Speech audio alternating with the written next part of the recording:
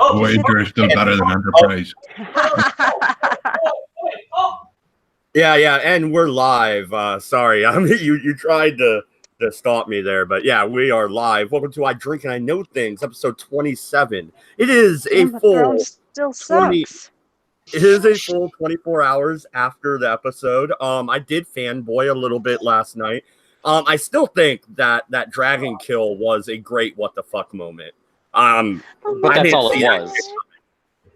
But that's all it was a what the fuck moment. And again, this is something I wanted to talk about. After having time to think about it, yeah, the Night King throwing a magical ice spear and killing a dragon. Yeah, sure. That I can buy that. I can see that. But you're telling me that Euron's just going to be sitting there waiting at Dragonstone for Danny maybe or maybe not to show up, and then they just snipe his ass out of the air? Like, well, isn't the Night King supposed to be dead? The Night King is now. Yeah. Well, he was. Is now. Well, I distinctly remember a certain Tolkienian-based cartoon where the whole terrifying thing about the dragon was, arrows and ballista didn't really work on it. Well, you see, the one thing I took away from this Night King thing was that apparently he got 5 foot away from his door and a girl stabbed him. So yeah, don't trust teenage girls with knives. Well, he was closer than that, and that's trust probably any not. girl with a damn knife. Well, Exactly. that's probably Just don't trust women in general. To be fair, that actress is British, and I hear they do have a kind of a problem with knife crime over there. So We do have a problem with people getting shanked. Well, no, I got, Jon Snow here, King of the North. Yep. And good old Samwell Tarly. Oh, you've got toys. You're such a child. Yep. Well, my wife bought them for me, to be fair. Oh my God, Mom, you have less her than me. So I can't shit on Mad for that. I've got fucking Daleks on my desk. I was going to say, I have like literally 150 different Funkos on a shelf that half of them are my daughters, so I don't know how much of a kid I am. Yeah. So, you guys can just leave me alone, damn it. Well, I can't talk too much shit because I have a glass display case with Emma Frost, Psylocke, Zatanna, 2 different Deadpools, the Red Hulk, and 2 different Harlequins. So, well, no, that's funny How too. many toys do you have, voice? Doku, I was talking to you when my wife brought home that Jon Snow, and I was like, should I even open this? And you're like, I wouldn't. And yeah, the kids made me open it. Of course they did. Yeah, I believe you, man. The kids made you open it. Yeah. Fair enough. Yeah, wasn't you that wanted to get out and start reenacting Game of Thrones? Hey, I was, for being a 34-year-old man, a little too excited when I saw the Longclaw was actually in there also. I was like, that's awesome. Yeah. Dude, imagine you having little tea parties with your figurines, Mad. Wow. Okay, well, no, he drinks beer with them. He's drinking beer with them. It's not tea. We need to correct that. He's not English. He's something else from over there, but that's another story. No, but dude, Doku, to answer your explanation there, that was Smog, man. Dude, he was like a level 45, like super, like legendary dragon.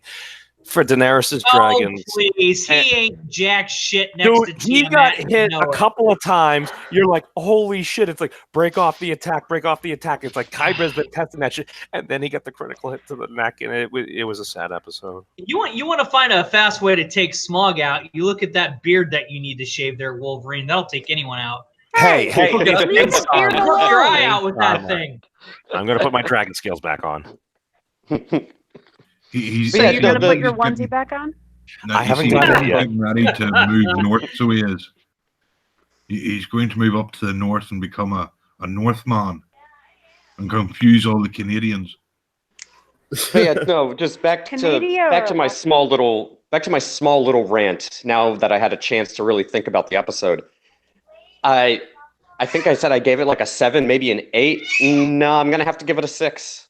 I got to change my score because, again, why? Like, how long was Euron just waiting by Dragonstone. How did nobody see this coming? Like, and he just snipes Rhaegal out of nowhere. And when she goes to, it's magic. They don't have to explain shit.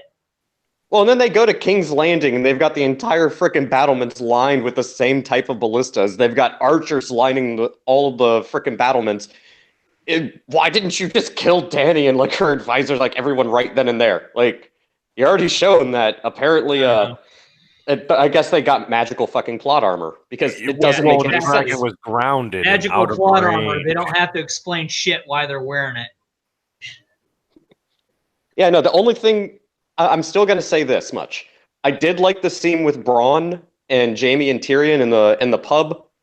I liked that, and how he got up there that quickly and just conveniently after the long night or the mildly average length night happened, but still that scene was good. And then I did like the drinking scene, and I like the fact that Gendry got legitimized and now he got a castle. Sorry, Bronn, Gendry got one before you did.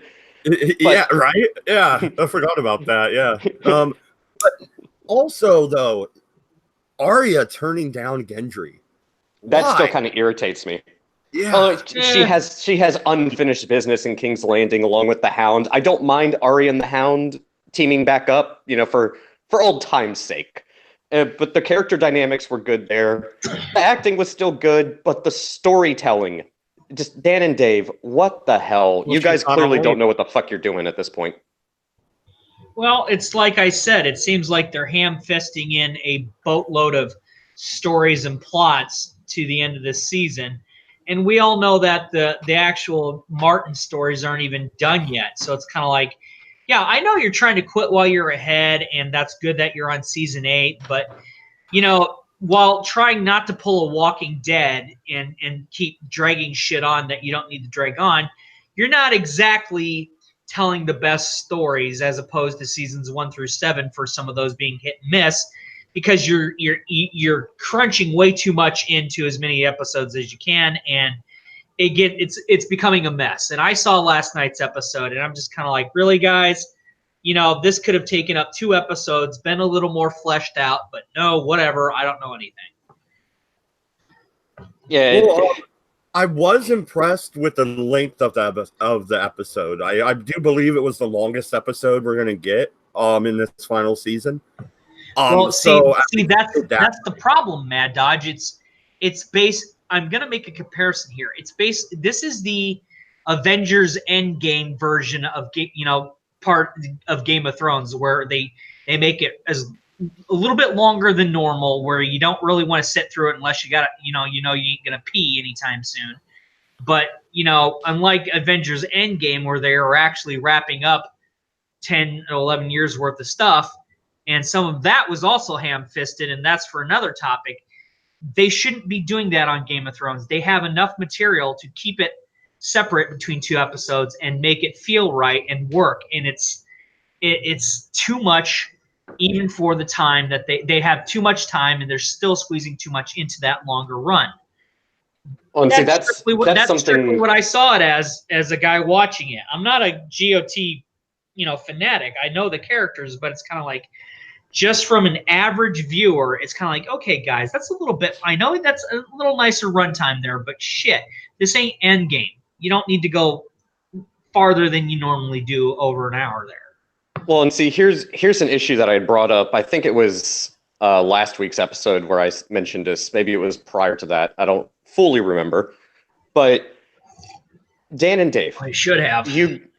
Dan and Dave, you guys could have gone to any Reddit page or any YouTube channel that goes over Game of Thrones and pull out any fan theory, and it would make more sense than the crap that you guys did. But then you pulled a frickin' Rian Johnson and Susan, or what the hell is not Susan Wojcicki, that's YouTube, Kathleen Kennedy, and you have the audacity, after feeding us this garbage, to turn around and say, well, your fan theory's stupid. We know better. Like, you should do what the Sonic director did and realize, yeah, I'm fucked. Can I just point out that you guys nerded so hard you chased the girl away? Well, we got Sonic changed. Well, that was because of Mad Dodge's toys. I mean, anybody that can rock a Sam Tarly and get away with it intimidates women. God damn it. All right, but okay, so there's also the showdown with Daenerys and Cersei. Do you still agree that they should have beheaded what's her name? I think they should have just shoved her off the wall. Why chop her head off? And I get they're trying what's to. Her name? Can you pick? Are you talking about Cersei? Yes, they should have killed her. No, I'm talking about Melisandre. Oh, Melisandre, yeah, kill her. She's fucking. I've hated that bitch since day one. She took her collar off and then she turned to dust. No, we're talking about the her advisor, Melisandre. Oh, Melisandre, yeah. They just wanted the mountain to like kill someone else they loved. Well, they wanted to mirror what happened to Ned Stark back in season 1. Yeah, but she's not as important as Ned. Ned was way more important than this stupid handmaiden bitch. Well, also, her last words, Dracarys, like, okay, yeah, we're gonna have the Mad Queen now. I guess she's gonna burn the fucking city to the ground because Grey Worm's pissed off and Cersei's a bitch. Well, now we're jumping to the real Game of Thrones. Sorry, go ahead, Zero. Yeah. No, I was just gonna say, it's just one of those things that, Christ, you really want to give. Remember, I'm really tired. I worked out for 5 hours today on various things. And physical therapy on top of that. Physical therapy for my leg on top of that. If I had my way, I would have just given Tyrion the fucking Infinity Gauntlet and have him, snap everything so everybody's getting drunk and not fighting all the time. Unless they're drunk fighting, and then it wouldn't matter anyway. Yeah, it's our word beer. Yeah, pretty much. And what's up, Alf, and what's up, Aunt Jack in the chat? So here's a question that I have for you, Zero, and also Mad Dodge. Doesn't it feel like this final season is almost like Dan and Dave saying, like, hey guys, remember when Game of Thrones was really good and we had all that source material to work off of, and George R. R. Martin, was I don't know if he's still writing books or what the hell he's doing, but remember back when it was, not nearly as bad and disjointed? Because that's sort of what it feels like to me. Well, Mad Dodge, you go first. I've got a very lengthy reply. Well, no, I think Dan and Dave really have just stopped giving a fuck, really. They've already got their millions. They're on their way out the door and headed towards the Star Wars universe to go fuck that up some more. So, I mean, it is what it is. George R. R. Martin better just go on a diet, stop eating a lot of steak, and exercise regularly. Because I don't want him to fucking die, damn it. So you're saying I should cut back on the steak beef jerky? I think you need to shave there. Hey, I got a haircut. Yeah, okay, Boogie, whatever. Hey. Oh. It's all right. Shave. That's not an unfair assessment. I was talking about his beard. I was talking about his beard, not his fucking weight, you guys. Come on, there's a difference. Shit. Even I'm not that mean. Wow, Zero's on fire today. Memes is kind of a fat ass, though, right? No, I'm kidding. Here's the thing, guys. Regardless of Tweedledum and Tweedledummer on their way out to the fucktard Kennedy universe of Star Wars, which I said this on. I donated a couple bucks to Razor Fist the other night, and I said Thanos should have used the Infinity Gauntlet and snapped the Disney Star Wars universe out of existence. Hail Hydra. And Razor Fist thought that was fucking great. I know those two jackasses don't care, but the thing is, we're getting to a lot of seasons for a lot of shows to come to an end. A prime run of any good show, of course, depending on the material, which a lot of, with people's attention span being what it is these days, is usually 6 or 7 seasons. I have noticed a lot of shows doing the 10-episode format. maybe 10 or 13 episode format, which is not a bad thing because they're actually able to flesh stuff out, get stuff going, keep on track. Cobra Kai seems to have a little bit of a problem because they could be doing more, but that's just in comparison to what Game of Thrones has done. Game of Thrones has usually stuck around 10 episodes, give or take. What is it usually, about 10, 13? But you get the idea. And usually within each season, you can start a season, it picks up where it left off, or it starts from scratch, again, season 1. And it usually gets through pretty darn good, and you have some kind of resolution before you jump into the next season. The problem that we're having with Game of Thrones is it's not bad. It's still pretty darn decent to watch. But again, to reiterate, they're ham-fisting to stuff because Tweedledink and Tweedledickless don't give a shit. They're on their way out to go blow the mouse over at Disney. And the biggest issue is they're leaving everybody else to pick up the pieces. George R. Martin, or whatever, however to say your last name is, I don't care if he dies off or not. I don't like him anyway. But the thing is, his books aren't done. And when he finishes the last book, people are going to ask to have that made into a season, or they're going to ask for some like Netflix series or something. They're going to ask for people to have that put into an actual televised format, and it won't work. So, because I know that they go off, the book and the TV shows are different, but they try to have a similar flavor. The thing is, the flavoring's going bye-bye. I mean, The Walking Dead already screwed this up. They overstayed their extension. Well, yeah. And in comparison to like Cobra Kai, which is only on 2 seasons at 10 episodes each, they can pick up the pace a little because they've got a lot of material.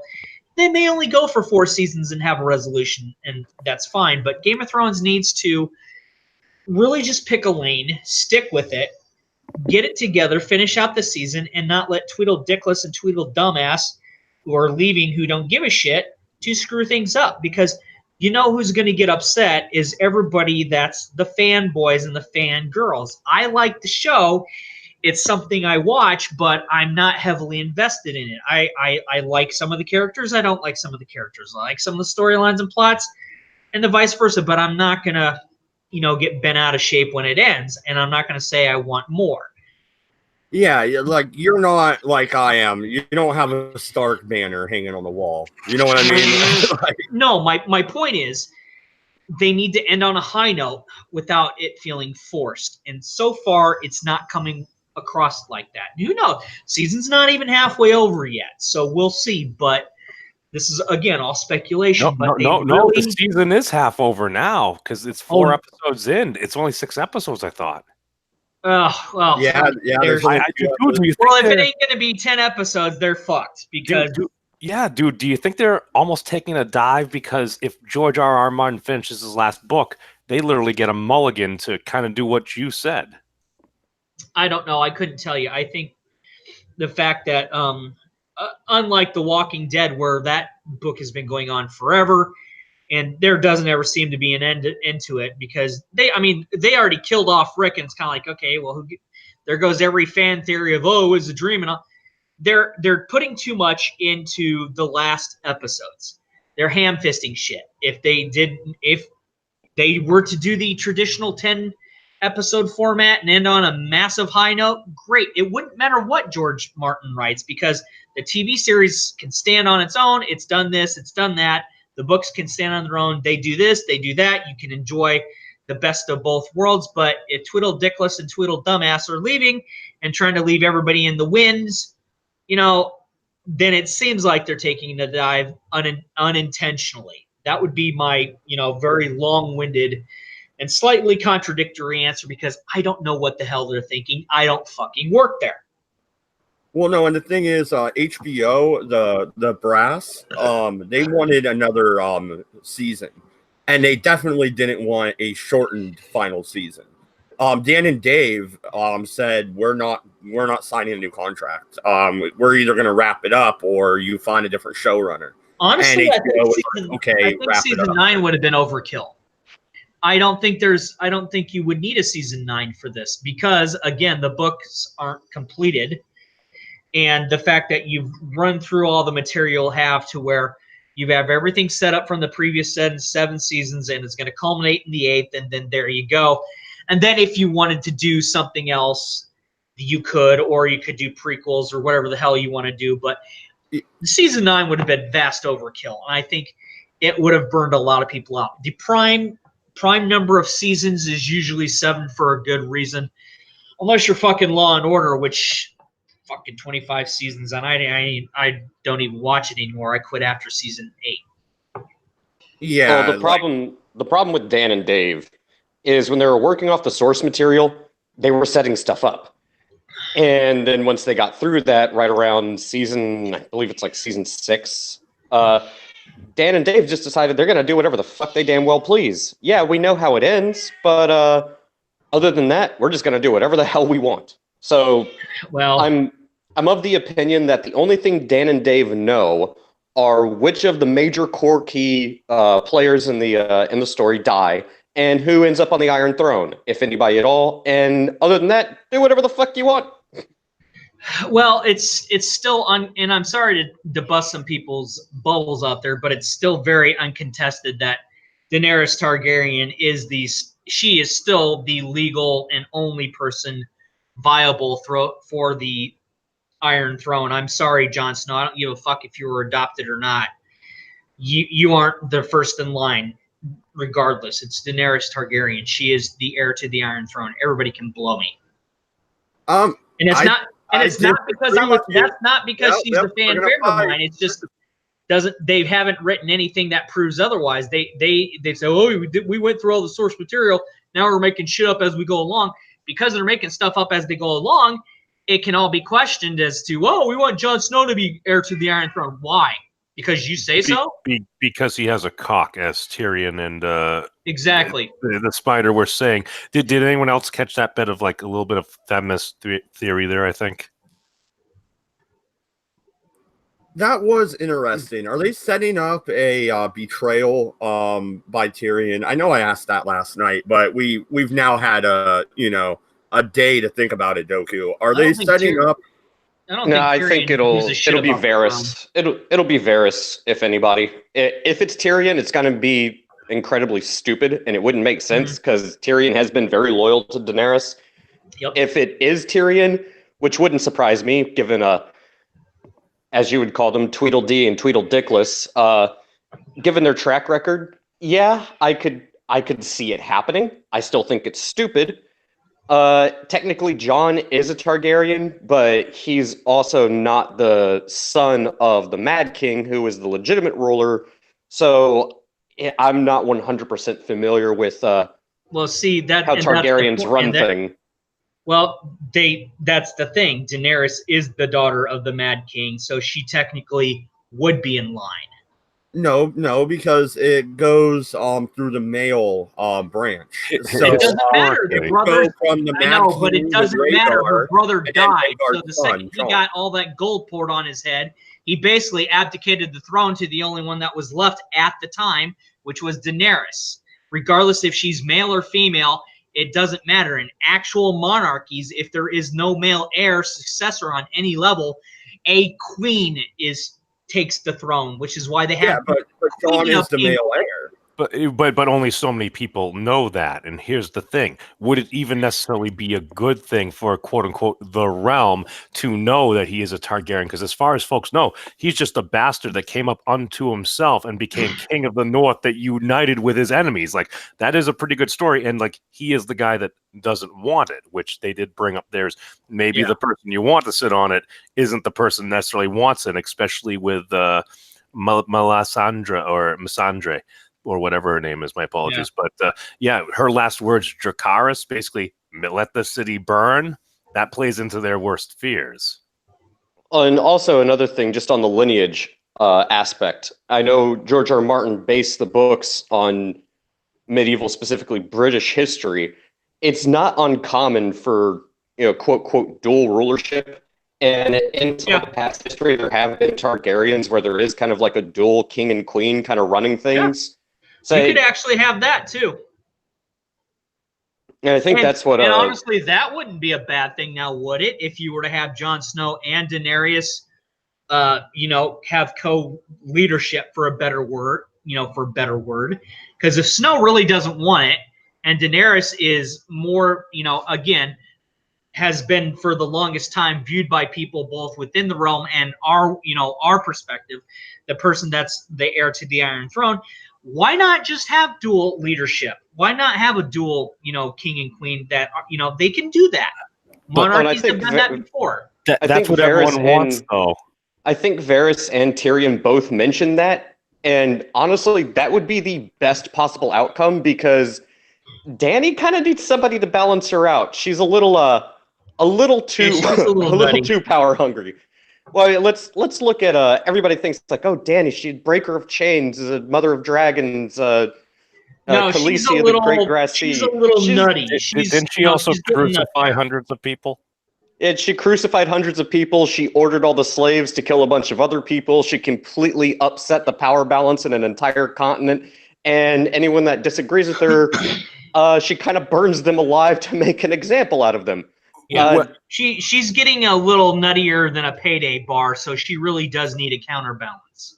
The issue is because her alone, that kind of goes into the mimetic. It's like, well, you are the daughter of the Mad Queen, and I believe there were even some odds thrown back in the day. It's like, well, the Targaryens, it was a flip of a coin. Could go well. Well, and even Samwell asked Jon when he told him his true heritage, would you have burned my father and my brother alive because they refused to bend the knee? Dany seems a little hyper obsessed with the Iron Throne, probably more than Cersei is at this point in time, or at least comparable. So I would definitely be more comfortable with someone like Jon, who would let wildlings through the gate for the first time and break bread with them and make allies and allow them to farm the land. He seems far more compassionate than Daenerys, even if he has killed a few people in the past, but for good reason. Well, killing a few people in the past for good reason is better than going off the fucking rails like Dany's done. And so it really would not hurt. If she's like, I'm the heir to the Iron Throne, and Jon's like, yeah, that's great. I'm gonna be your advisor so you don't go off the fucking deep end. And if she'd be like, okay, yeah, sure, that'd make a lot of people happy because he still doesn't want the throne. He doesn't mind being a leader, but he doesn't want the responsibility of supreme leadership. He would be better served as an advisor as opposed to a figurehead that Dany would be. But even though Jon would clearly be the better leader, in my opinion. Well, no, and the thing is, Dany, she gives him that look when they're celebrating, after the long night, right? Where they're all bragging about Jon, Jon is so great, blah, blah, blah. They're calling him king still, right? And she is just eyeballing the fuck out of him. I don't think she trusts him at all. Well, so you got to remember, Dany still has that prophecy in the back of her head with the 3 betrayals, and she's still waiting on one. So, I can understand her paranoia. And, she even said it like, look, I sacrificed a bunch of men. I stopped my my crusade against Cersei to take back the Iron Throne to, rightfully so, killed a much bigger threat to the north, as disappointing as that might have been. But you can understand why she's probably a little bit on the edge of her proverbial seat. I had forgotten about the whole 3 prophecy thing. It's okay, so she's had 2 then, and she's waiting on 1 more, right, Dooku? Yeah, she's supposed to have 3 betrayals, which ironically enough also mirrors Cersei, who is still waiting on her 3rd betrayal. Well, I'm just going to throw this out there as a potential fan fiction here. So, 3rd betrayal ends up being Varys. Jon will basically sacrifice his life to save Dany from that betrayal, and all the time she would have been looking at Jon, waiting for him to betray her. That wouldn't surprise me at all. I could easily see that happening, actually.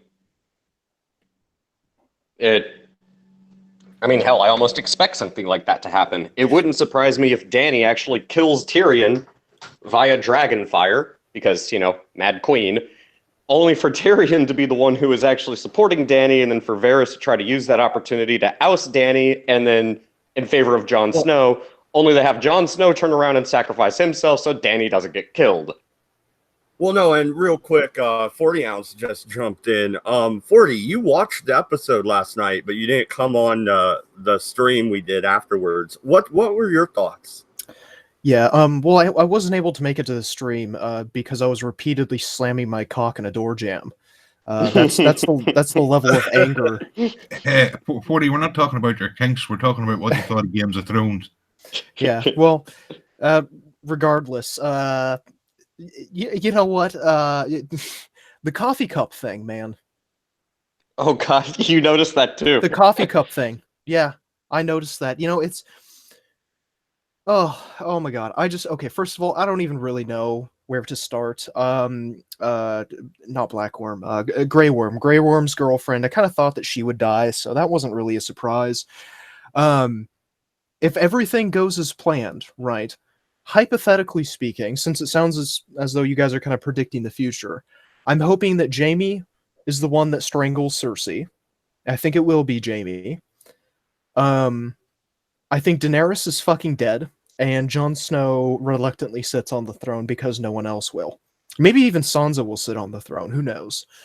But well, and that's kind of one thing too, where Dany was telling Jon, just don't tell anybody. You know, don't fucking say a word. And what's Jon go and fucking do immediately? He goes and fucking tells his sisters. He does the right thing, maybe not the wisest thing, because it's playing out exactly like Dany said it would. yeah. Well, and also Arya probably doesn't give a shit because Arya hasn't given us a reason to think that she really gives a shit about anything except perhaps killing Cersei at this point. Which, if it's her to kill Cersei, I'm going to be livid. It needs to be Jaime. What if she does battle in the trial by combat with Cersei for the throne? I mean, that's plausible, but I mean, in the book, there's that prophecy that she's going to be strangled to death by one of her brothers or something, right? Yeah, the Valonqar, which is supposed to be the youngest. And Jaime, I mean, there's been a theory about this for a long time. They were born as twins, but he was born seconds after her. It would be a nice conclusion to Jaime's story arc now that everything with Brienne Tarth has pretty much been wrapped up, to have him basically be the one to strangle Cersei. It would be ironic if he actually sits on the throne. But I have this itching suspicion it's going to be Arya because she is technically the youngest sister. So well, no, and here's a question I have. What the fuck is Brienne going to do now? Is she just staying in Winterfell with Sansa? I mean, she's oath bound to protect Sansa, and Arya's fucking off to do whatever the hell it is she wants to do. I'm about a season or two behind, to be honest. I've been jumping back and forth. Does she still have that squire with the big penis? Because she could use getting laid. Podrick, the one that all the ladies love. Yeah, Podrick's still around. Yeah, that wouldn't hurt her any. I thought Podrick did get laid. It was Podrick and the Hound that were getting hit on by those wenches, right? No, Tormund in the episode's the one that got laid. Podrick doesn't get laid. He has like threesomes because the ladies demand it. They didn't take his money. That's right. Yeah, they gave him the money back. He was so good. The whores didn't even charge him. The ladies love Podrick, and if there's two individuals in this episode and this entire series that the ladies just love, it's Podrick and Hot Pie. One can fuck and the other can cook. Combine them together and Gogeta doesn't stand a fucking chance. Yeah, I'm a Vegeta fan. But okay, 40. The biggest what the fuck moment for me was, I keep going back to it, but the dragon kill. What did you think? Did you see that coming? I mean, yeah, no, I didn't see it coming. I figured that Dany would lose all of her dragons by the end of it. I didn't think that the second one would die so quickly. I kind of, as soon as the Night King turned the The first dragon, I was kind of under the assumption, okay, maybe these dragons aren't all that they're made out to be. So they're obviously maybe not going to last that long, but the killing of the dragon, right? The fucking Danny, the queen of ice, the breaker of chains, going into Starbucks and getting a pumpkin spice frappuccino with extra espresso or whatever the fuck white girls are drinking these days. It just, if the last episode did not reaffirm it, this one certainly did. The directors just don't fucking care. They don't care about the story. They don't care about wrapping up the endings in any meaningful way, as if, George R.R. Martin would, maybe do himself. They're not clearly thinking about anything outside of the box of, normal Hollywood bullshit. They just don't fucking care. They're putting in minimal effort, I can tell. Oh shit. Thank you, Doku. $10 super chat. Buy a few beers, you bastard. Also, congrats on monetization. Thank you, buddy. Yeah, I got you, homie. But yeah, I have to step it up. I almost didn't believe when I saw the just casual Starbucks cup, I think it was, sitting on the table. But I was like, wait a second. Did you guys really not notice that there is a cardboard cup with the plastic top on the table at the big let's all get drunk and celebrate our victory over the Night King when everybody else is drinking wine out of metal goblets and whatever the Northerners drink out of horns? Really? Cup. Was it a Starbucks cup? I mean, it certainly looked like a fucking Starbucks cup. I don't know. It could have been a candle or something. I don't fucking know. I haven't watched it since, but I'm pretty sure it was a Starbucks cup, if I remember correctly. I But have I a noticed- picture of it in Discord if anyone wants to look at it. oh fuck. Yeah, because I Oh, remember God. watching it and I saw it. I literally caught it it looks as like soon as it. the scene changed. Yeah, that definitely looks like a Starbucks cup. Like, man, the lazy writing I can criticize until the end of time. But a Starbucks cup and the big victory, let's all get drunk, have some sex, and tell some stories that our children will sing until the end of time. Either way, it's modernized, and they don't have anything to drink out of in that time frame that looks anything like that, regardless if it's Starbucks or not. That's white girl coffee, pumpkin spice for sure. That's the thing. Like, that's not even an excuse of, Dan and Dave are lazy writers and they're on their way out to go destroy Star Wars, as if that thing hasn't been had. I feel bad for that franchise. George Lucas, you got out at the right time. That really is a Starbucks cup, isn't it? Yeah, it's a coffee cup, that's for sure. But it doesn't say Starbucks, but it's white girl pumpkin spice aroma. That come on. I mean, how do you not catch that?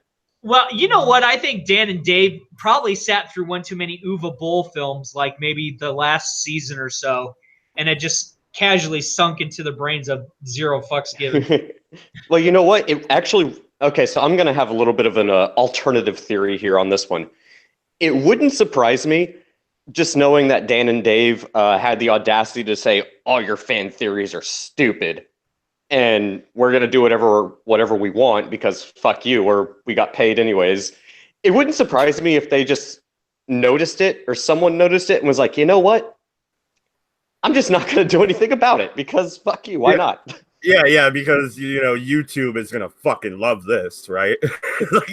It wouldn't surprise me. It really would not if it's just like a disgruntled employee, or if it was just they just didn't care and they just wanted to give a proverbial middle finger to everybody who thinks the series up until now has kind of been, crap. Well, that's season kind 5. of what you get when you piss off the employees. They basically do little shit. They throw their monkey works into the wrench to make you look like an idiot.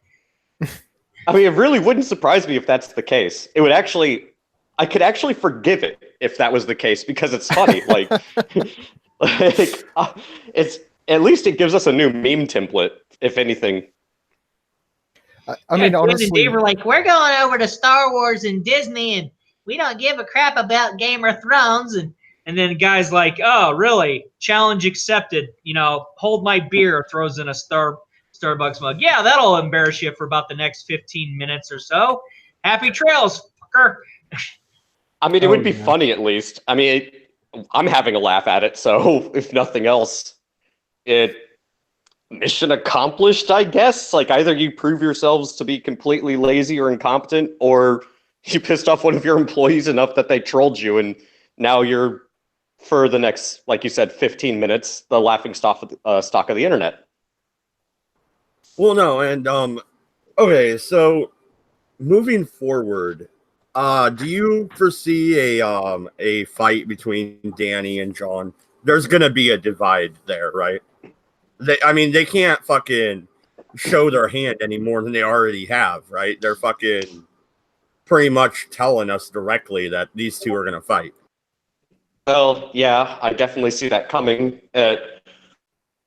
Normally, I would expect there's going to be some kind of reconciliation, but considering the fact that they quite blatantly threw it in our faces that Arya was going to close Blue Eyes, or, oh, the Night King's going to go attack Bran because he's the memory of this world and the Night King wants to erase it. Don't forget about any of the nuance or things that were set up prior. It's like, nope, we're going to go with the most basic possible thing we can do, and we're going to literally tell you what is going to happen.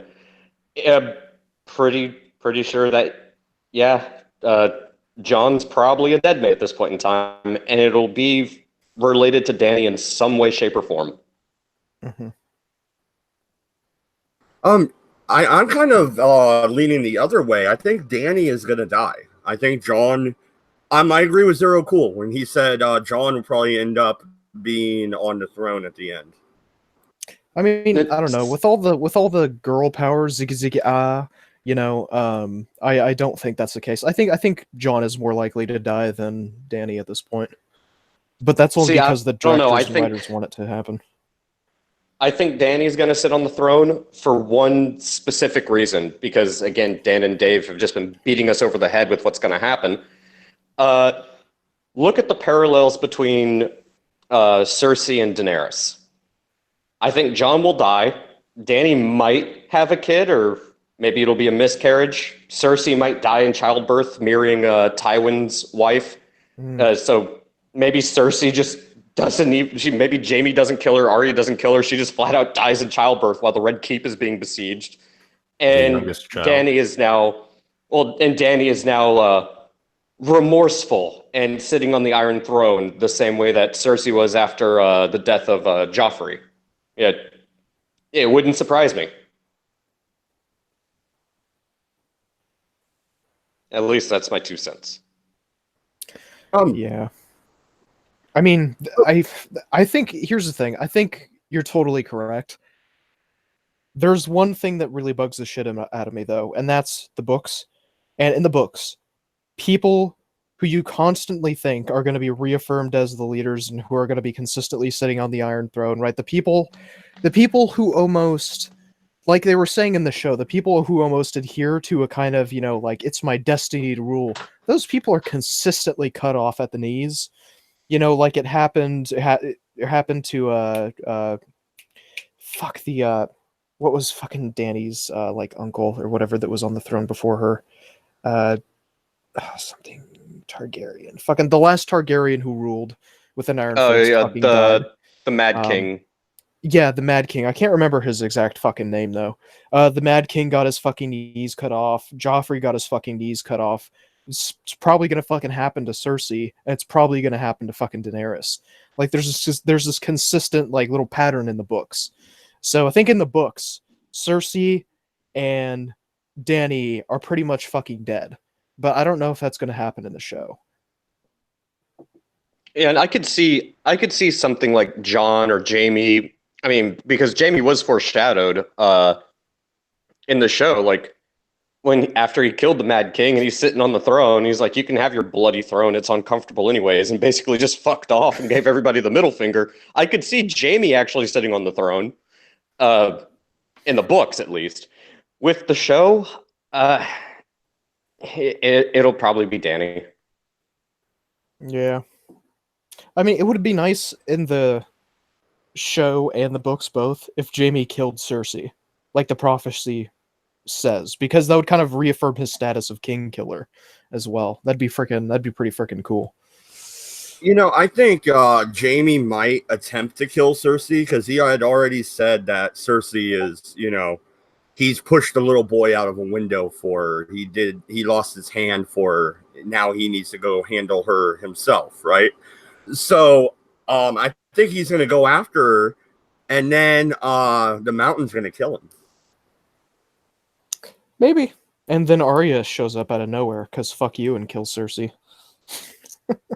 That could easily happen as well. Because the Hound has to kill the Mountain. I mean, that has to happen at this point. They built up to it. If we don't get Clegane Bull, there's a fucking problem. Yeah. That's okay, here we go. I'm gonna make a prediction now. Jaime goes after Cersei because they've already mirrored that Cersei is more than willing to command the Mountain to kill Jaime. So Jaime goes after Cersei. Mountain kills Jaime. Hound shows up, kills the Mountain. Arya steals Jaime's face, pretends he's Jaime, and she's dumbfounded he's still alive. And then nope, it's Arya. Yeah. Yeah, I think so. Yeah, no, I can see something like that happen. Zero Cool here in the side chat. If we're lucky, they'll all die from lack of plot. Yeah. Although, if you really want to piss everybody off, have Euron be the one that sits on the Iron Throne. Yeah. Well, no, and okay, so Euron is just chilling out there by fucking Dragonstone instead of going to the Iron Islands and, I don't know, killing his fucking niece. Yeah, you know? Yara. Yeah, you know, that is a thing. She did go and, you know, take the Iron Islands back.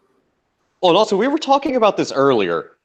So, if I remember correctly, Dragonstone is a little bit south of King's Landing. Maybe that's Storm's End. I forget. I get the two mixed up. But if I remember correctly, it's a little bit south. But we know from past seasons how long it takes to get from the north to King's Landing. And she still would have to go to a White Harbor just to board the ships. How long was Euron waiting for her to show up somewhere where she might not have shown up at all and just gone straight for King's Landing? Well, after a Raven coming back from any spies letting know what was going on and stuff. I mean, let's face it, Dragonstone probably would have been the strategic point you would go to before that was under their control before you would launch an attack on King's Landing. I mean, hell, maybe Euron really does have a red priest or priestess on his boat along with a warlock from a Shy by the Shadow. Like, for all we know, he has a frickin' warg as well in that suit of Valyrian steel armor. Because apparently Euron is a magician. No, he just employs the right people. And the other thing too, right, is that if they were previously, if Dany had previously held Dragonstone, like, did she leave a garrison there? Like, if she was smart, she probably did, right? And hypothetically speaking, if Dragonstone was lost, how did they not know about it? Like, because there's no way that those ships are just going to fucking sit outside Dragonstone and no one's going to tell Dany about it. Well, also, real quick, if Dragonstone had been lost, I mean, I know Euron loves his boats. Why wouldn't you take those rather impressive ballistas and mount them on the castle walls of Dragonstone and just hold Dragonstone? You'd see it coming. You wouldn't get a +10 from your sneak attack from hiding behind a rock. Yeah, apparently. So we're back to Elder Scrolls. Apparently.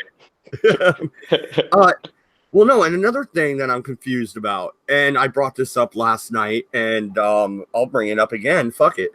Dany shows up and asks Cersei to surrender, and she's got, 45 people with her? Like, no, I'm not going to surrender. I have these big-ass walls, and you got, 45 ballless fucking troops. I don't give a fuck. Fuck you. Big ass walls with gigantic ballistas and archers on them, and you have exposed yourself to firing range while your dragon is grounded because you don't think Cersei's just gonna take the opportunity to murder you as is. because shock value over a beheading and mirroring Ned Stark's beheading back in episode 1. No, that's far more important. Maybe that's what happens next episode. That, and if she wants Tyrion and Jaime dead so fucking bad, why didn't she not throw at least a couple arrows towards Tyrion? Like, that made no fucking sense at all to me. It's like, yeah, I'm just gonna cut this girl's head off, and then I'm just gonna go back for like fucking tea and crumpets. You guys can go home. I just don't understand. They were having a press conference. That's what she it might was. have had she might have had a lapse in judgment when Tyrion showed up, because maybe she's thinking like, damn it, Bronn, I promised you a castle. Yeah, probably. That's true. Oh, that is a good point, right? Like, they didn't, deal with that at all, because she sent Bronn to go kill Jaime and Tyrion, and here's fucking Tyrion outside my walls. What? I thought I fucking paid Bronn a fucking bunch of gold already. What you guys didn't notice was the red dot on the side of Cersei's head the whole time she was up there. And again, it just doesn't make any sense from a narrative point. Like, is she waiting for Bronn to show back up? Is that not Tyrion? Is that Arya wearing Tyrion's face? Like, I don't know. Actually, Dave, what are you doing? I know I'm not an expert on this show, but we have seen this many times in movies and TV shows. It's overconfidence. She believes no one could ever take her down, so she doesn't actually see Daenerys and that partly group of, apparently, as Dooku said, eunuchs as a threat. So she's above it. She's so full of herself, she doesn't care about them. That might be the way they were thinking about it. Or maybe Tyrion is supposed to be her whipping boy, and she's waiting on her Starbucks cup to come to her. She didn't have her Starbucks that morning. Oh my god, dude! Does this mean Danny's a cup drinker? Oh, it does. Yeah. Can a cup drinker sit on the Iron Throne? What the hell does that even mean? There you go. There's your new meme format. Danny is officially now confirmed to be a cup drinker. Oh dear. What the fuck does that even mean? It means it's just a running joke. Zero, you've been gone for a while. Yeah, don't worry about it. But yeah, does this bug anybody else? Like, Bronn's supposed to kill Tyrion and Jaime. Tyrion shows up at the gates. I need to go back and check this, but that scene at the Dragon Pit from last season, is there anything to suggest that they would know just how significant of an advisor Missandei is to Daenerys? I mean, I know they definitely don't know the relationship between her and Grey Worm. Why is she the one that they capture and decide to use as shock value when you could have captured, I don't know, how many other people from those boats that got completely obliterated? Well, she wanted to break her spirit. And again, like they both have spies and little birds everywhere that they garner information from. Well, why didn't you just capture as many people as possible? Why is she the only one? They probably killed her. It just doesn't make sense. Shouldn't you just line up, let's see. It looked like they had roughly 40 Unsullied there. Goku, real quick. You know what really doesn't make sense? I just thought of this. Yeah, this is complete bullshit. Tyrion knows how to sneak in and out of fucking King's Landing. He already did it. So does Varys. Why the fuck don't they just sneak in and take over the castle? Or hell, if you want to build up Arya as being the great assassin that she is, just tell her how to do it. Yeah. She did kill some of those Lannister troops at one point, right? I mean, like, what would Arya, realistically speaking, have to actually do to be able to, sneak into King's Landing? Find some random poor fisherman or some gold cloak, murder them, take their face, and say she has some, very important information regarding the battle in the north or Daenerys' troop movements or Jon Snow or whatever. At this point in time, an ass pull would be appropriate, and just have her kill Cersei.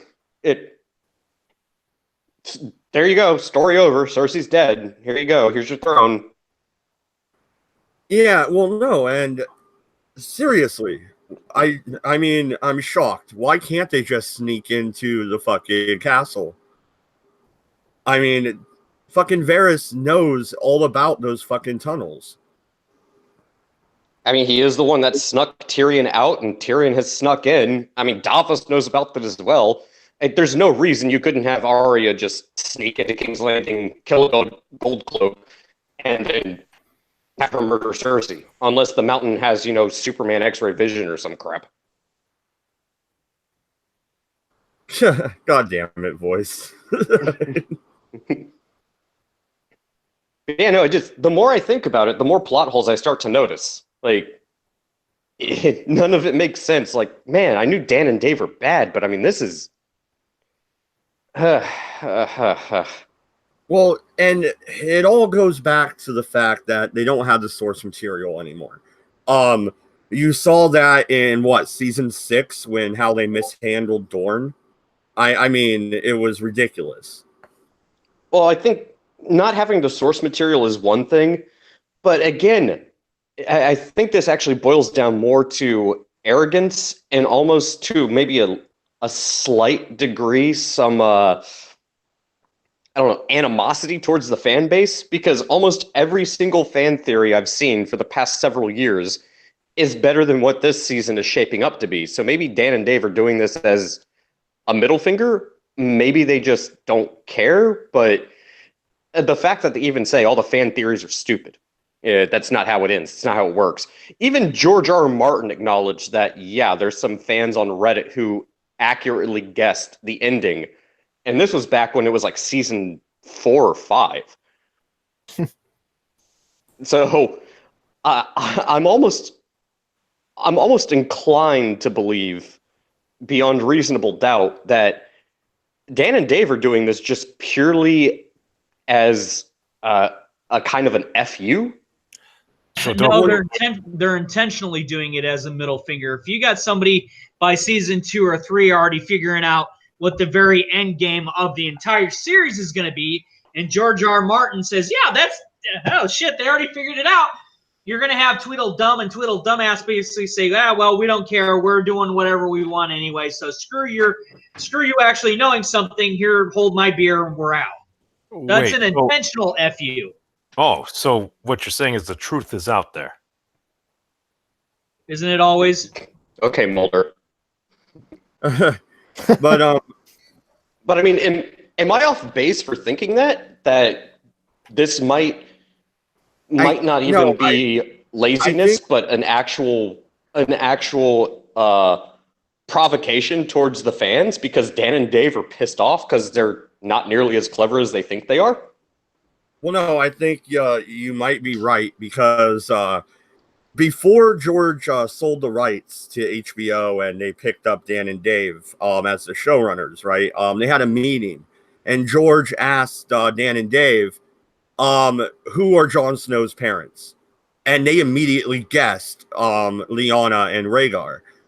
If they knew the story that much beforehand, then they are intentionally fucking it up now. You know what I mean? Yeah, I mean, I know what was the X-Men movie that they worked on? Was it War for Ring? Origins? Oh, fuck. I think that was them. If they... I want to say that was them. I would have to look it up, and I'm currently not by my laptop, but I'm going to go out on a limb and say they were also the ones that were behind Wolverine Origins. And if they're being hired by Lucasfilm under Disney, it wouldn't surprise me if this is, in fact, a middle... Oh, X2... okay, X-Men... Okay, so yeah, I'm not too far off base there. But it really wouldn't surprise me if this is an intentional middle finger to the fan base because they're salty for whatever reason.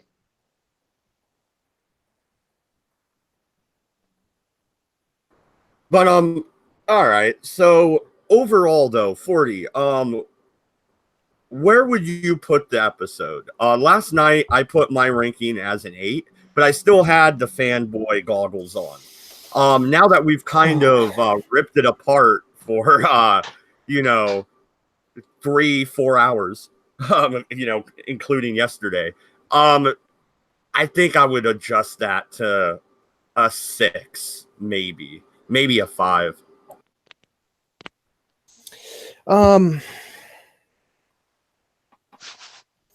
I think, to be honest, I don't know. I don't know. This would have to depend on whether Jon Snow's family history comes into conflict further on down the line with whether Dany or not sits on the throne, and her relationship with Sansa and all that other stuff. Because here's the thing, that could be a huge problem for Dany. Who Jon Snow is as a person. You saw from that scene where everyone's partying, she sits there and she kind of realizes that she doesn't have anyone. Who does she have? A few 10,000 or so Unsullied left, maybe, I'm guessing. She doesn't have any more Dothraki. She has 2 dragons.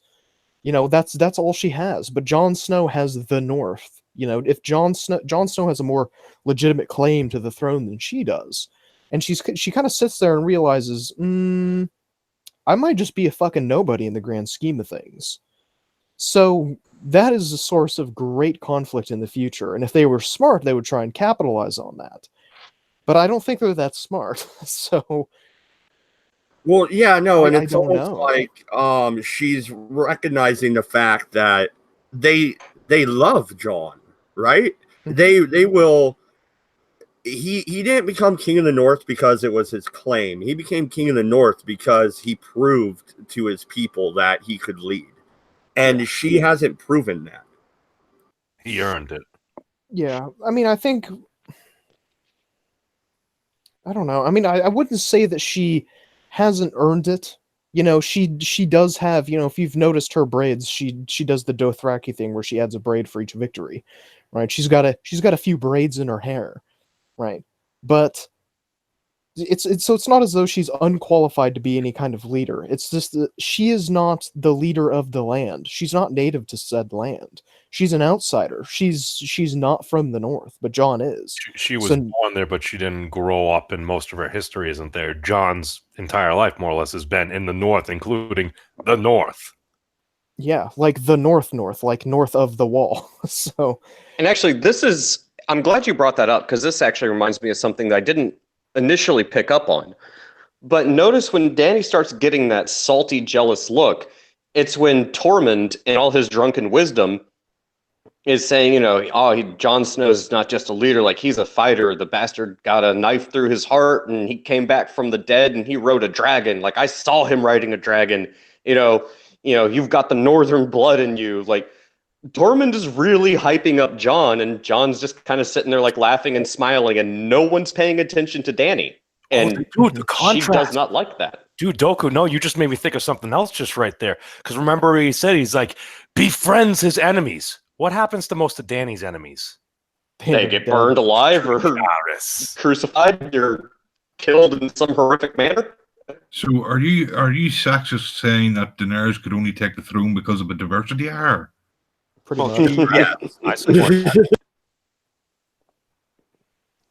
I didn't pick up on that, but Tormund says he's going back to the real North, but he says Jon has northern blood in him.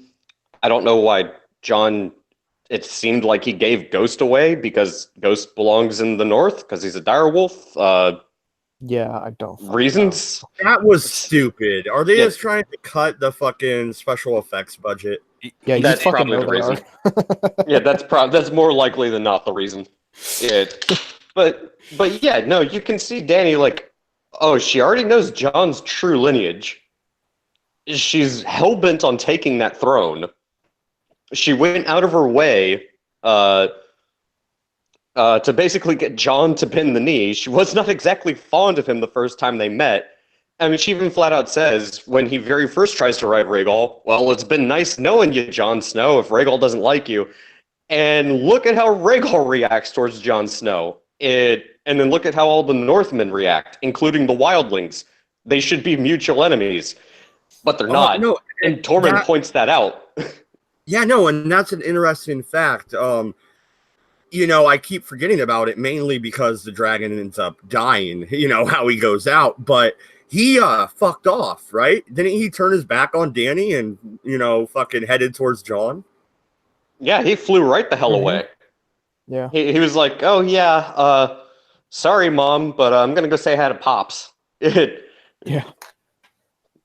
Yes. Yeah. So I mean, I can understand like why Danny would be not exactly keen on the idea of the truth of John's lineage and claim to the throne becoming public knowledge.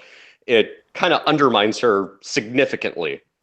Which it already is. Even Varys points it out. He said, well, how many people know? About 8 of us. Well, then it's not a secret anymore. It's information. Hold on, wait a second. What was the dragon's name that John was riding? Was it Rhaegar? Rhaegal. Okay, which is a play on Rhaegar, who he is technically the son of.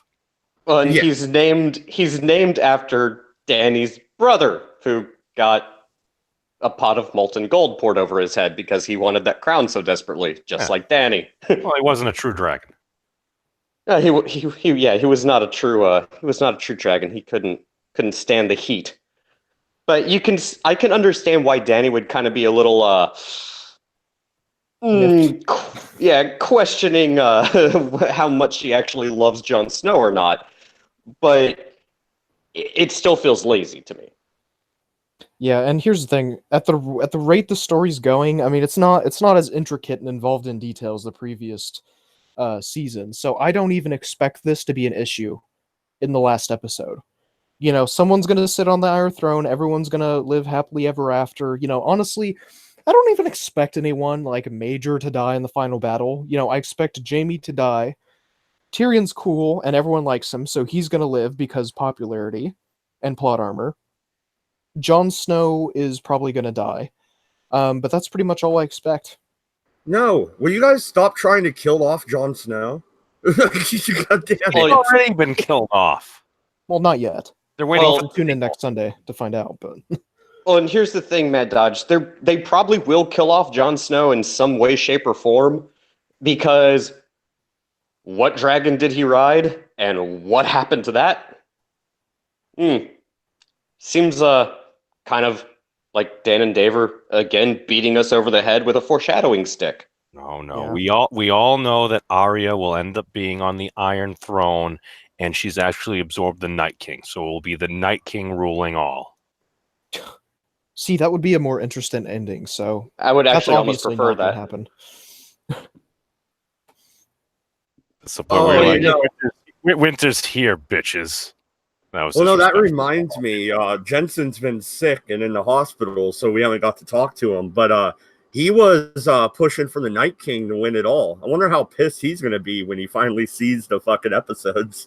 Oh, he's going to be livid. And the thing is, I actually really want to like the show because I am invested in it. I have all the books up until this point, including The World of Ice and Fire. The only one I don't have is the Night of the Seven Kingdoms, the Dunk and Egg story. But Dan and Dave, you're making it really, really difficult to actually say something nice about this show, even if I fanboy over it after I just very first saw it because you gave me some WTF moments. The more I think about it, the more it just doesn't make sense. Mm-hmm. Well, yeah. I don't know. There's not much more we could really say about Game of Thrones at this point. I mean, and predictions, I think they're kind of telegraphing everything. I don't think it's even a prediction at this point, right? Yeah.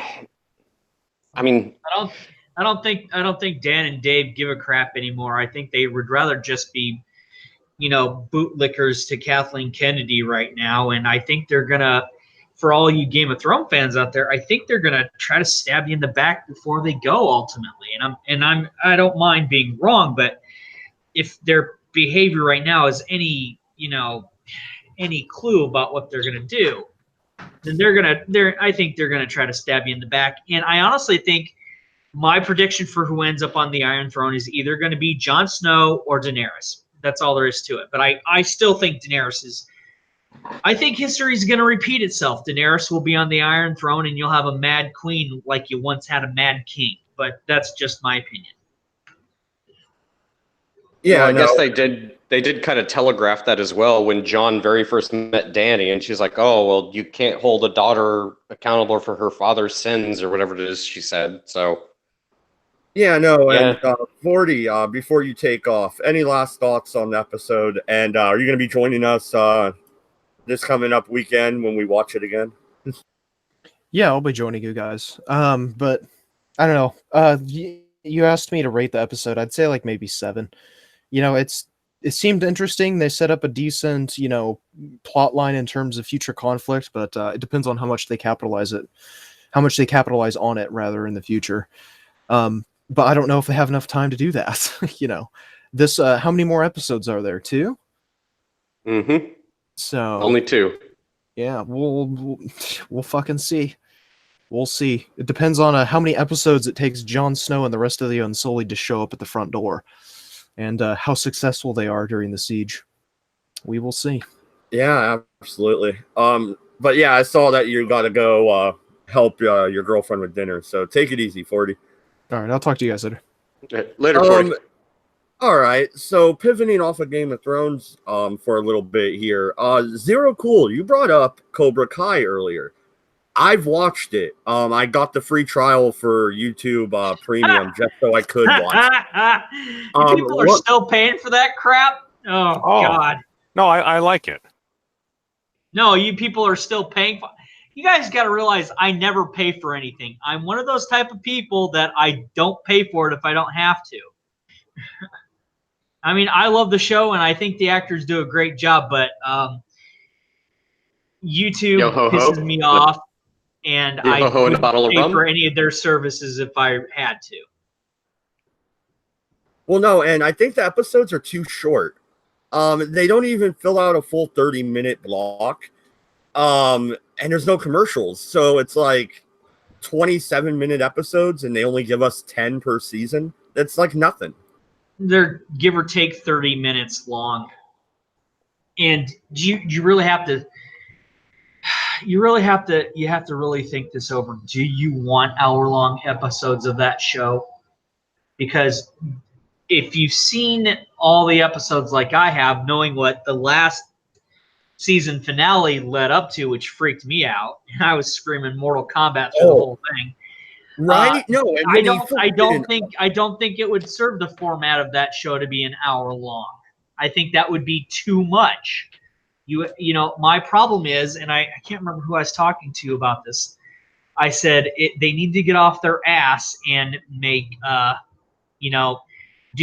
have stuff available in the spring and then take the summer off and film and then have stuff available in the fall.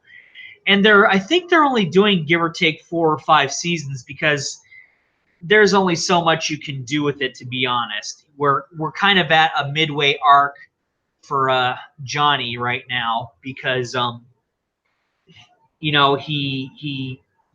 he was living his life. He got hit by Daniel's daughter and her friends. That whole thing went down. And then he decided to start Cobra Kai. And then Kreese comes back into it. And I thought he was a fucking, Johnny was drinking himself a little stupid. But Kreese is real. And I knew over the 10 episodes, Kreese was going to get Cobra Kai back. So spoilers, people, if you're out there and hadn't seen it, Kreese now has Cobra Kai again. Johnny's 3 sheets to the wind. So is Robbie, especially with what happened to Miguel. And the last thing that you see is Allie calling or a Facebook friend requesting Johnny. So that's, that itself is just like, okay, well, where do you go from here? Because Johnny loses Cobra Kai, that he loses his income. Robbie's 3 sheets to the wind too. We don't know who's doing what, and Daniel's marriage is on the line. He's been given an ultimatum by his wife to stop with this, and in a way his wife is the one that's correct. If Daniel hadn't started pursuing everything and left Johnny alone, lots of these things would have never happened.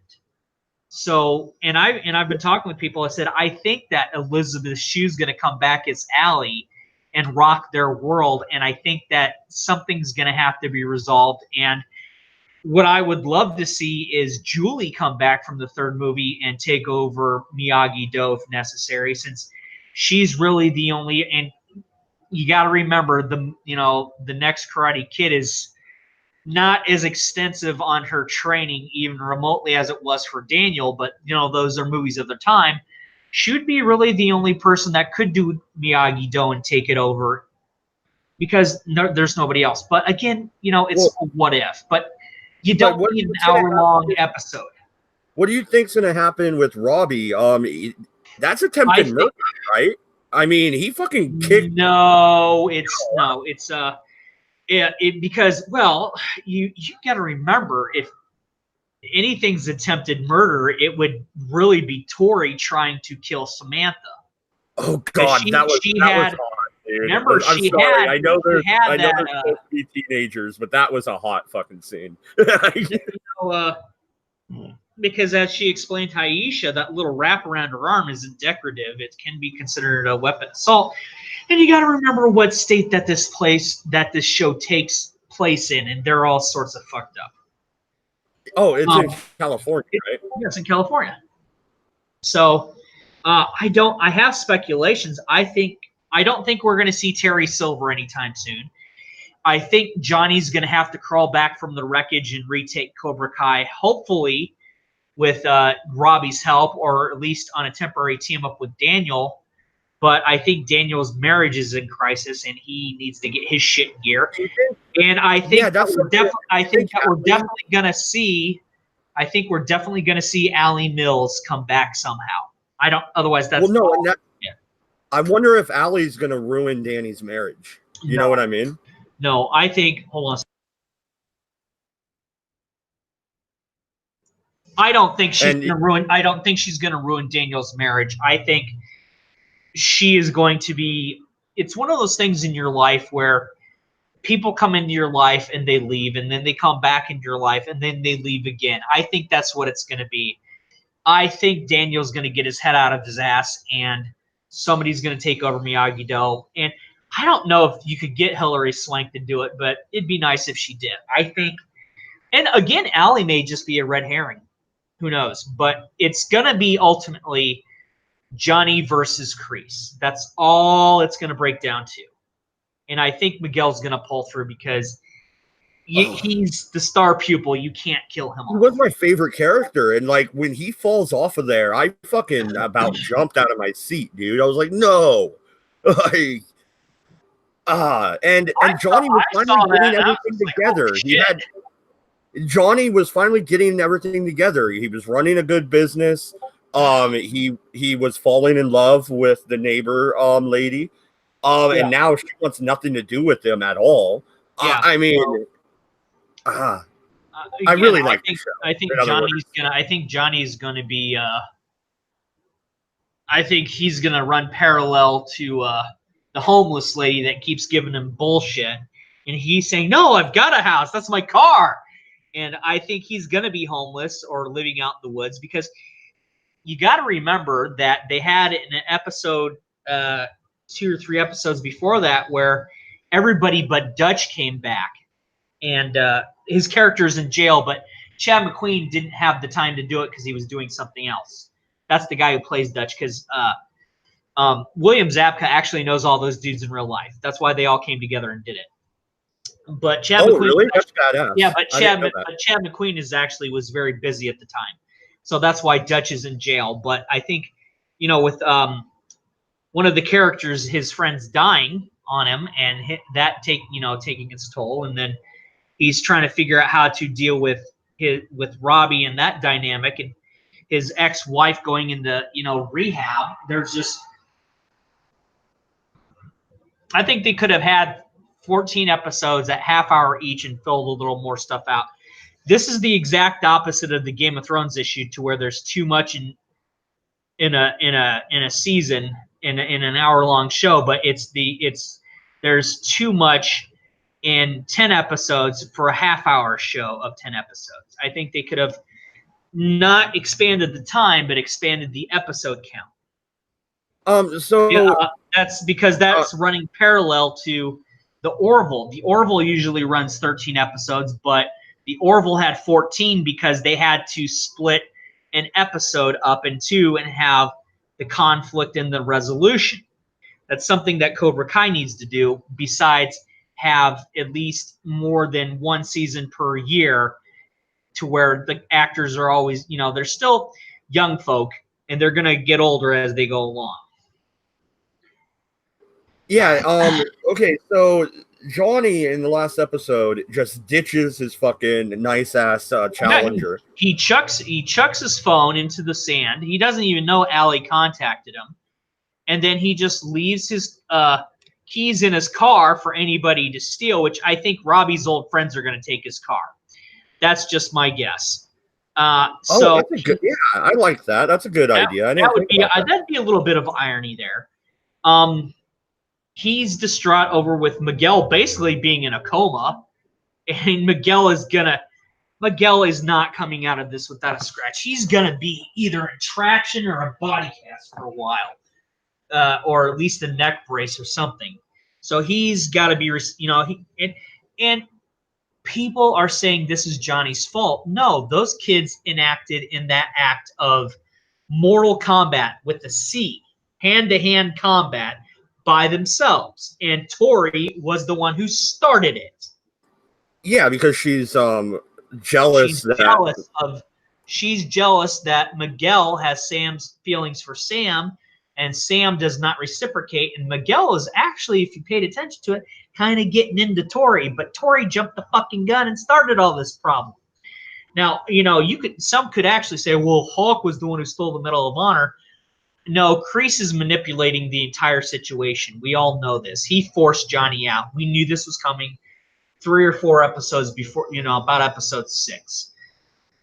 I actually didn't see it the way it happened because Kreese seemed to be coming around. Him and Johnny, the first couple episodes of the second season, he was really coming around, and I liked what they did there. What is it, episode 3 or 4? When they go to the creek, yeah, when they're fighting in the woods or whatever. Yeah, but that was the first chink in the armor, though, because you could tell that Kreese was manipulating Hawk the way he did Johnny back in the day.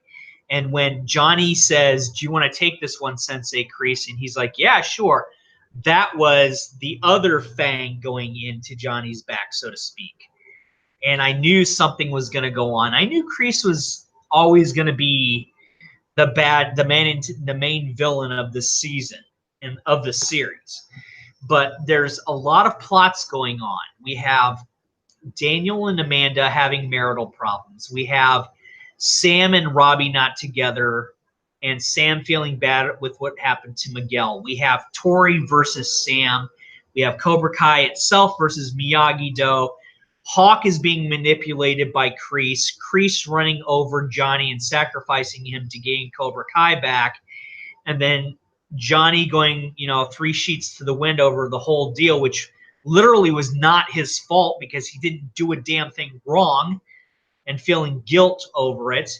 And then Allie coming in at the very end, sending a friend request on Facebook, which again could be the red herring. So we got 5 or 6 plots, or 5 or 6 things going on with the main plot of Daniel versus Johnny and life parallel perspectives, but Daniel not keeping his shit together.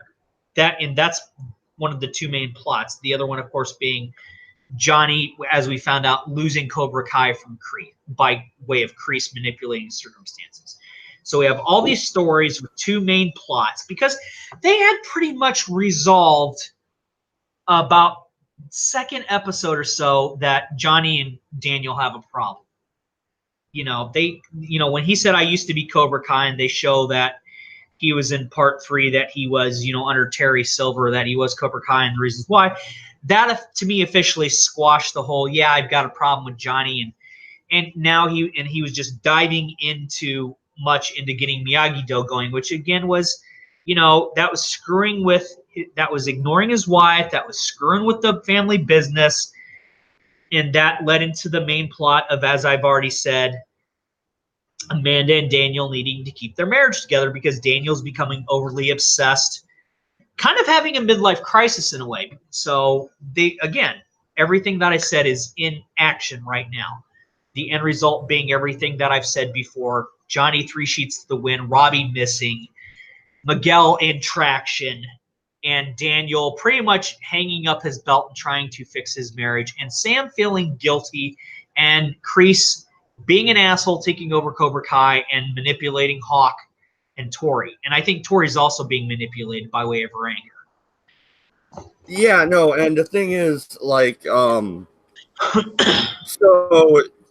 Danny and Johnny did pretty much resolve everything when they ended up kind of accidentally having a double date, right? They finally kind of resolved everything right there. I think they resolved. I think they resolved. I think they resolved everything before that, and I think that was just them maturing as people. With once again the women stepping in, saying, you know, this isn't a pissing contest.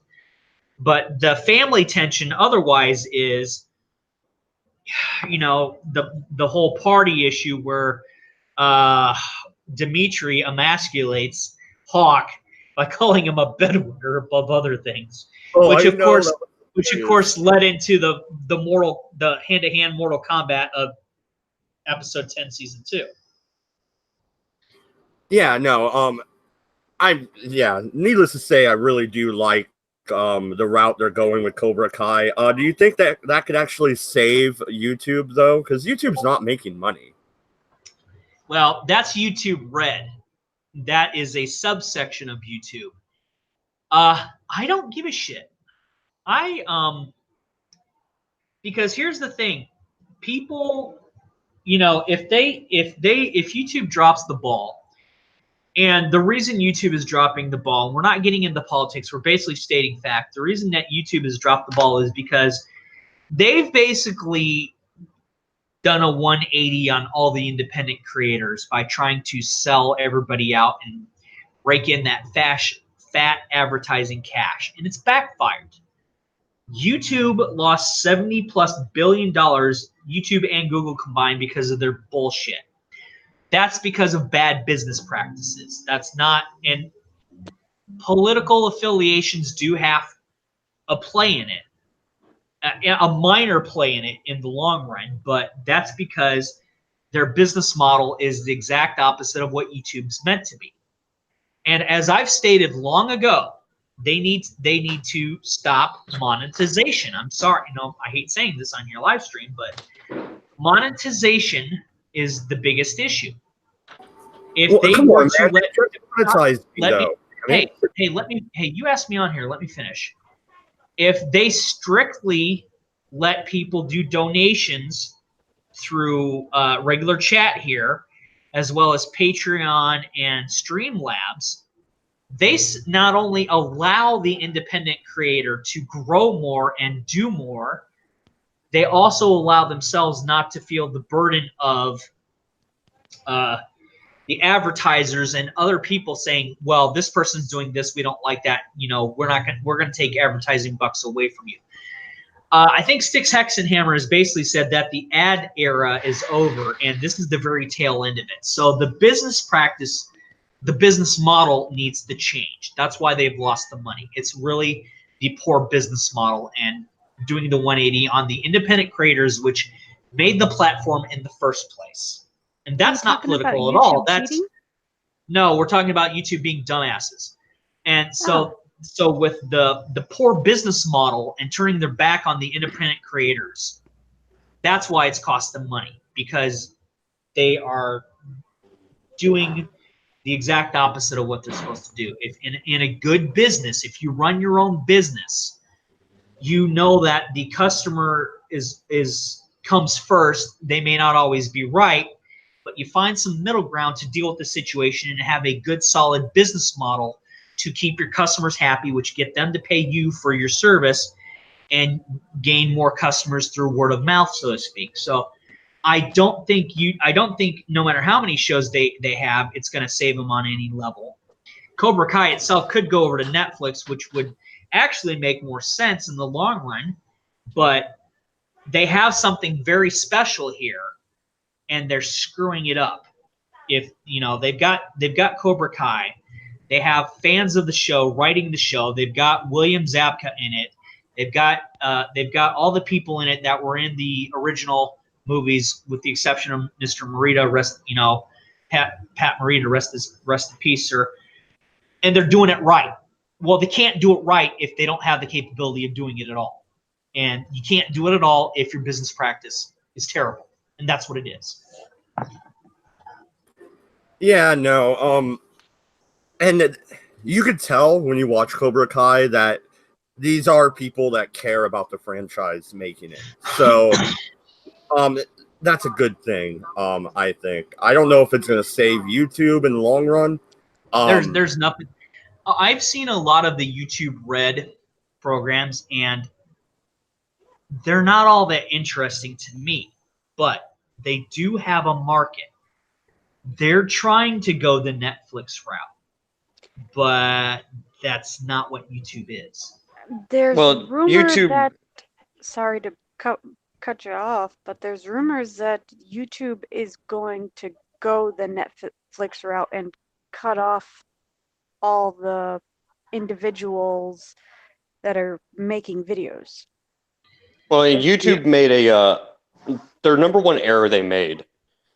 I'm going to disagree with you on the monetization thing, but the reason that I'm going to disagree is if you're going to be an independent content creator driven site, you want as many eyeballs as possible on as much as possible. And the fact that they made it more difficult for people to monetize for essentially catering to the outrage mob on fucking Twitter or Facebook or even YouTube itself, that's less eyeballs, that's less ad revenue. If you're going to do it, have the complete hands-off approach. If the advertisers themselves decide, you know what, we don't want to be on this person's channel or that person's channel, let the advertisers make that decision. The fact that YouTube has taken a hands-on approach to it, and the fact that they let ideology get wrapped up in it, is where they fucked up. Well, that's another thing, is when you sign up for YouTube, and even if you don't make any videos, you just have an account because you want to watch videos, your preferences are what you set them up as. And another thing that YouTube has done is they've disregarded the user preference. When I come on, I don't give a crap about political stuff. I don't care about politics. I don't care about sports. I'm here to watch video game reviews, music videos, and stuff that I am interested in. Yet in the algorithm, even if I put it under art, they throw in all this shit that I don't want. And it's like, well, that's not what I asked. If, when I go to a store and I want a Mountain Dew and somebody says, well, what kind of Mountain Dew do you want? We have like 7 different flavors. I go, good point. Can I have Baja Blast? Yes, you can. You still get a Mountain Dew name. You still get a Mountain Dew flavor, and you're happy.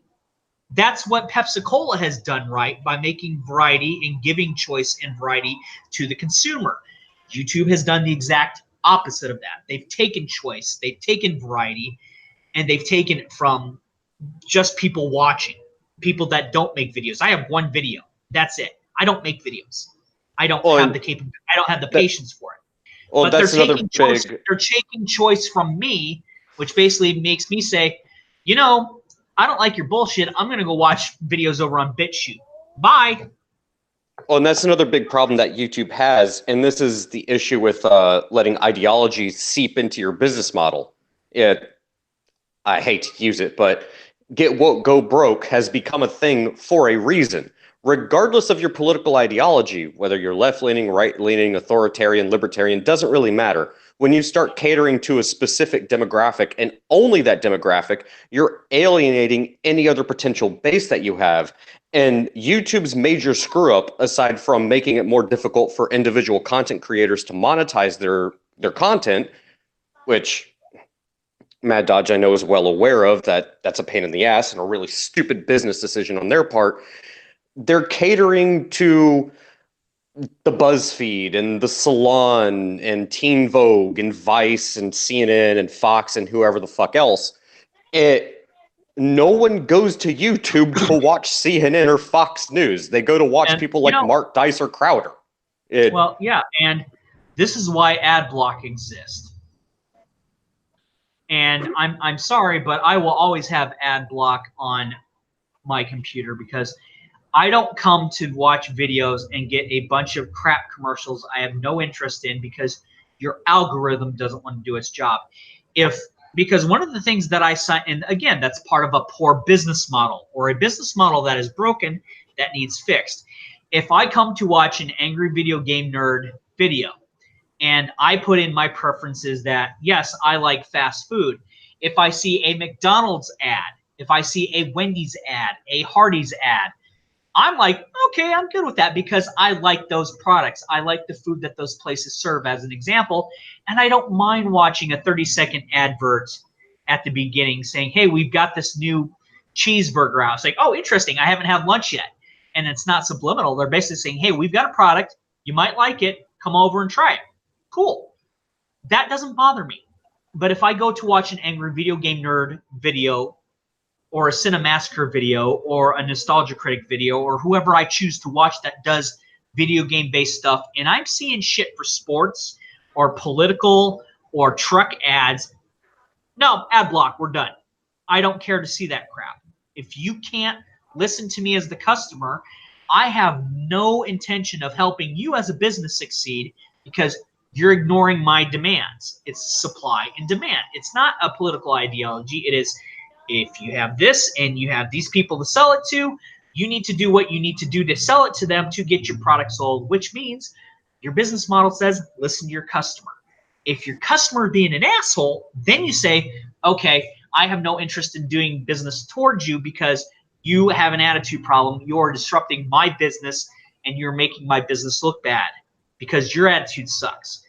That's how businesses are run. That's how things are sold. That's real life. That's not a political ideology. It is supply and demand. If you can't meet the demand with supply that you do or do not have, there's no point to it. It's end of story. That's why ad block exists. And it's funny you bring that up because I remember scratching my head a few days ago. I went to go watch, I think it was either Vincent James or I don't remember who it was, but it was a political commentary creator, and I got an ad for some kids brand of Skechers shoes that they're putting out now. Like they're bringing back the light up shoes, and I'm like, Oh, how? all right. Like, but it just made me wonder how many 5-year-olds are watching someone like Vincent James or Mark Dicer Temple talking about like the conflict in Venezuela. It doesn't make any sense. But another problem with the business plan that they have now is, and I'm sorry to tell people this, but it's not bandwidth. There are videos on here of the stupidest things on the planet that are literally 10 to 12 hours long. That takes up space, people. That takes up server farms and access and bandwidth and all these things that YouTube/Google Alphabet has to pay for you to get your hands on to see.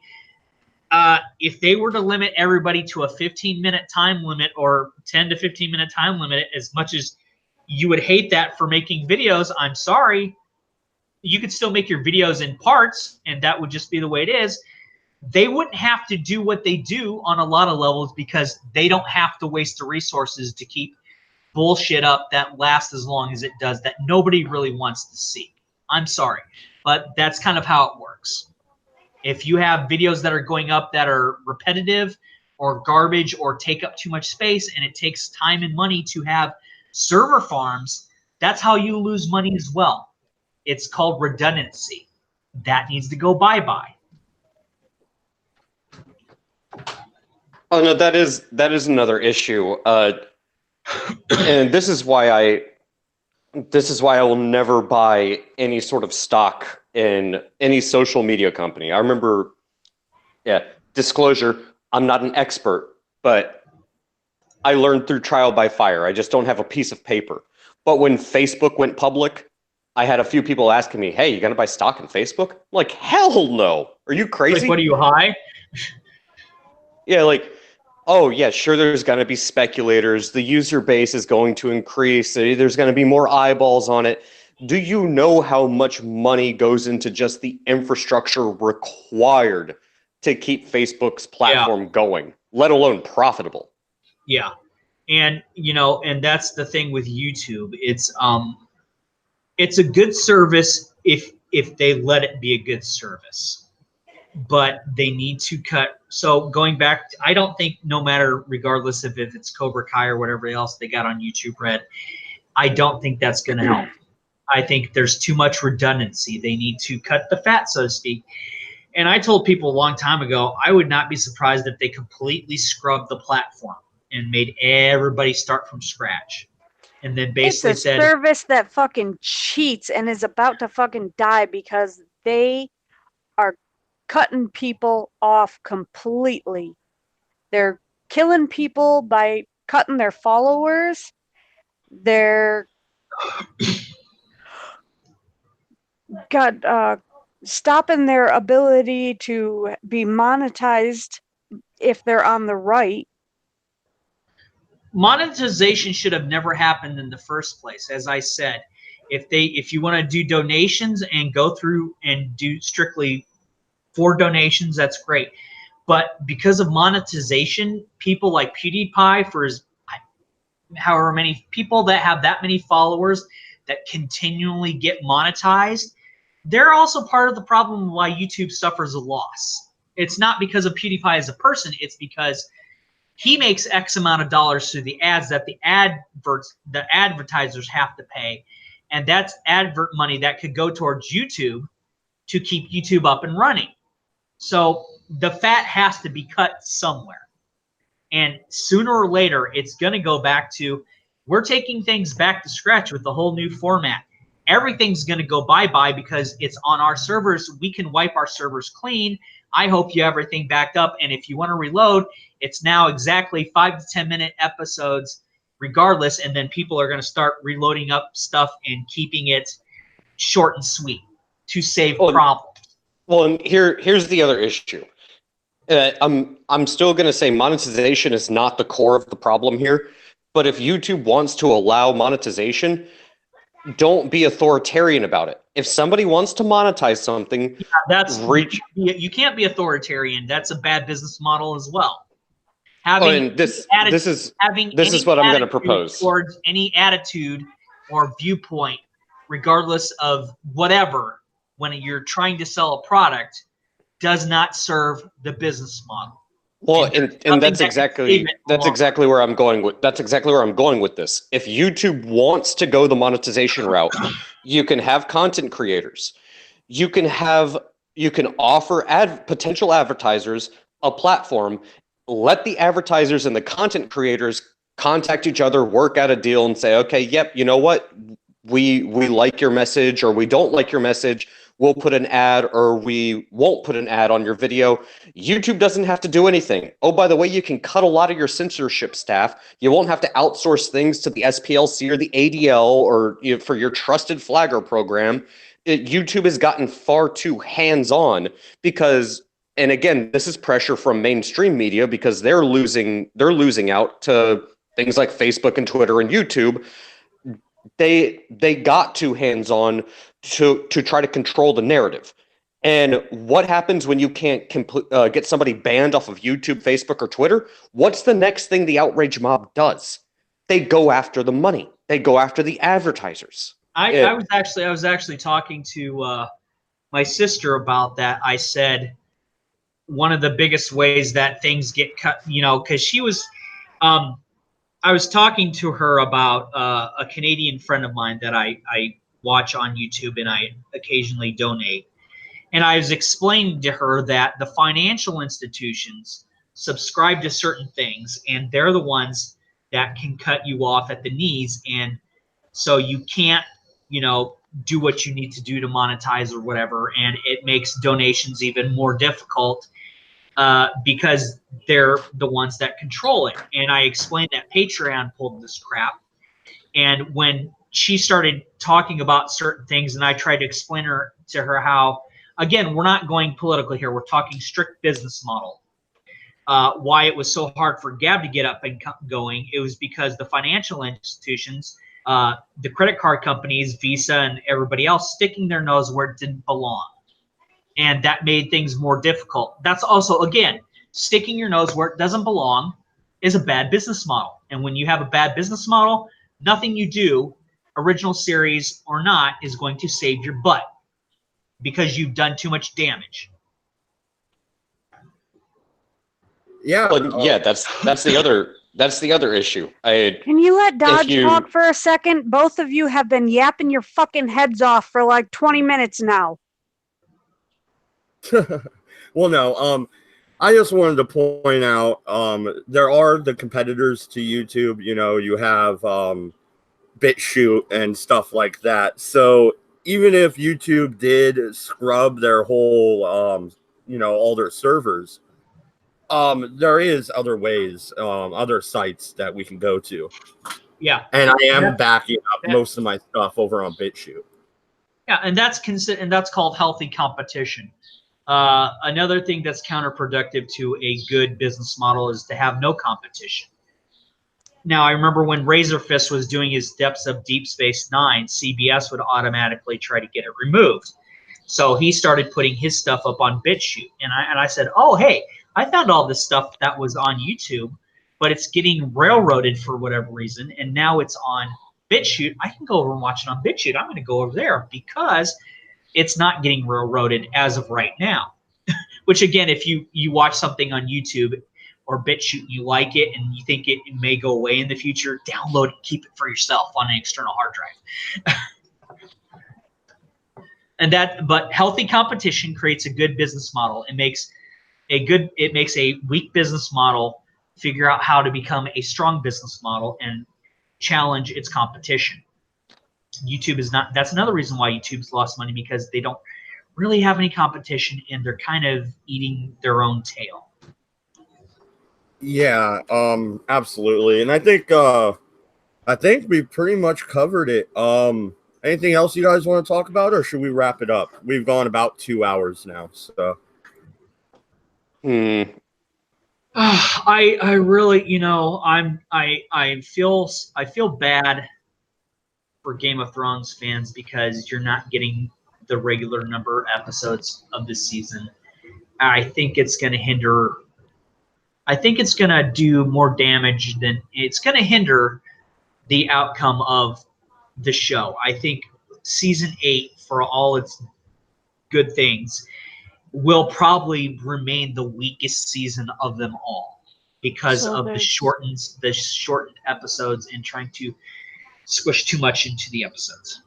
So there's going to be more people rioting and bitching about something stupid? Woo! Another day in America. Wow! Well, hey, at least we have Cobra Kai. All right. For now. I'm looking forward to the next episode of Game of Thrones. It should be entertaining, hopefully. They don't fuck it up too bad. Well, we won't be around tomorrow, but we will be back on Wednesday. So good night, good luck, and stay the fuck out of France.